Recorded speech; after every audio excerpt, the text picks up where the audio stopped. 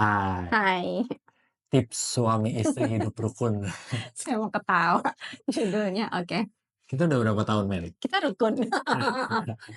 Kita tahun ini, berapa? Berapa sih? 15. 15 tahun Iya, kami sudah menikah ya gitu. Tapi iya, sebenarnya kami kenal itu udah berapa tahun? dari tahun 95.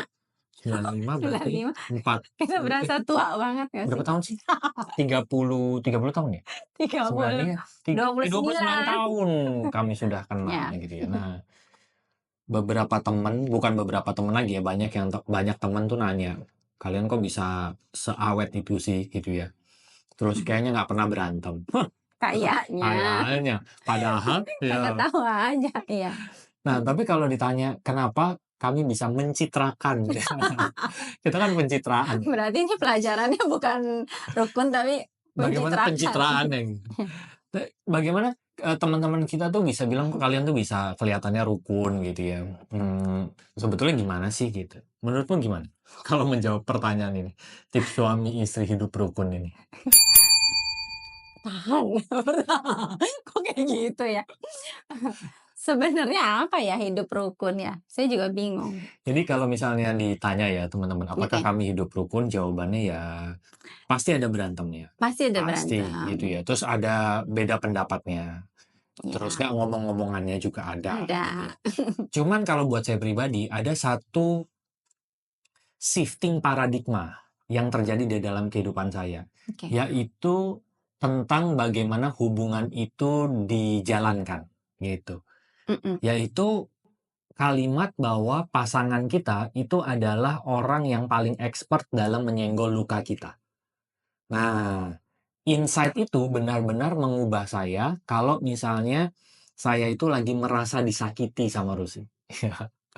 Merasa disakiti ya, kan yang merasa disakiti saya ya, bukannya Betul. Rusi itu Bukan orang lain, bukan pasangan kita tuh sengaja menyakiti ya. iya gitu, Seringkali kitanya yang merasa disakiti. merasa. Nah, jadi pada saat saya merasa disakiti sama Rusi gitu, saya kalau dulu saya tuh akan menuntut dia, "Kok kamu gituin saya sih? Kok kamu ngomongnya gitu sih sama saya? Kok kamu bersikap seperti itu sama saya?" Harusnya Nah, kan ya. harusnya kan kamu nggak gitu dong, Harusnya harusnya kamu kamu ngertiin saya ngertiin dong, saya ya. gitu. Nah, dulu sudut pandang saya seperti itu. Akhirnya kayak lingkaran setan ya, tidak berkesudahan jadinya gitu. Karena saya menuntut yang berubah itu dia.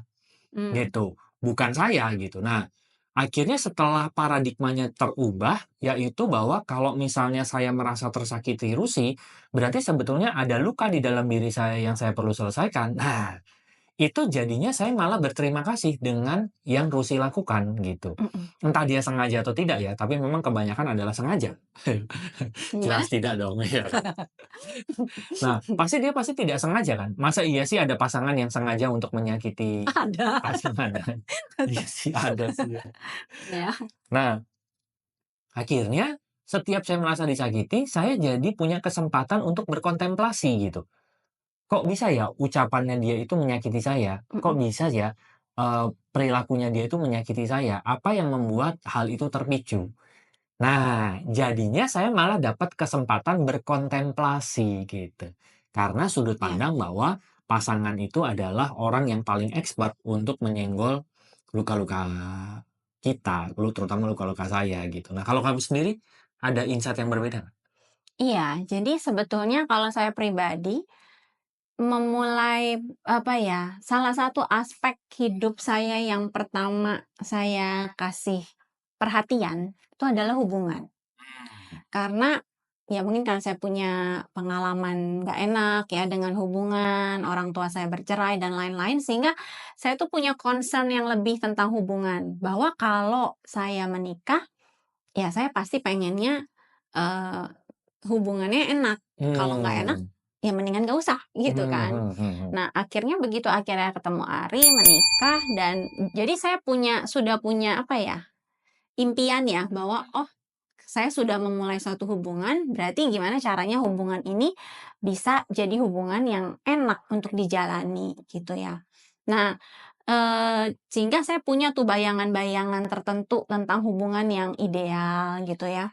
Nah, dulu cuma karena saya, Saya dulu percaya bahwa hubungan itu dibangun dari 2 orang, 2 Mmm, pihak. mhm, mhm. Sehingga harusnya kalau mau hubungan itu berjalan, harusnya dua-duanya dong gitu Mmm, yang berusaha gitu oke, oke, ya. oke. Cuma karena dulu yang sudah punya concern terhadap hubungan itu baru saya, Mhm, sedangkan Ari mungkin memulai perjalanan dirinya dengan aspek yang lain gitu kan. mhm.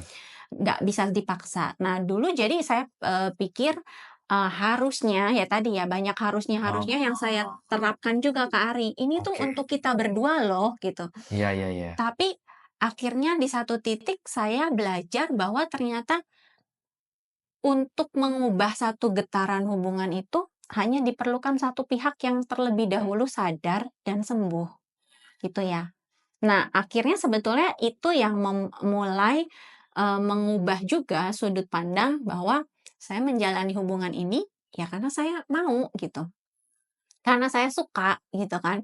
Dan yang benar kata Ari tadi, akhirnya saya melihat bahwa, perjalanan diri saya salah satunya adalah diisi dengan hubungan, eee, diisi oleh hubungan saya dengan Ari gitu kan. Nah, akhirnya sebetulnya mungkin dari kacamata itu yang membuat ujung-ujungnya sama Ari sih sebetulnya, bahwa, oh iya ya kalau saya mau hubungan ini enak dan saya dulu yang sadar, saya yang punya keinginan, Mmm, maka saya dulu yang perlu beres. oke, oke, oke. Sehingga akhirnya ujung-ujungnya sama kayak Ari tadi, setiap ada sesuatu yang bikin saya nggak nyaman, itu saya tangkep, bawa ke dalam.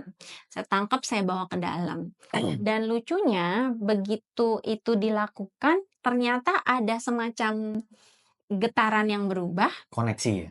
terkoneksi, dan akhirnya entah mulai kapan hubungan kita makin enak makin enak makin enak gitu ya.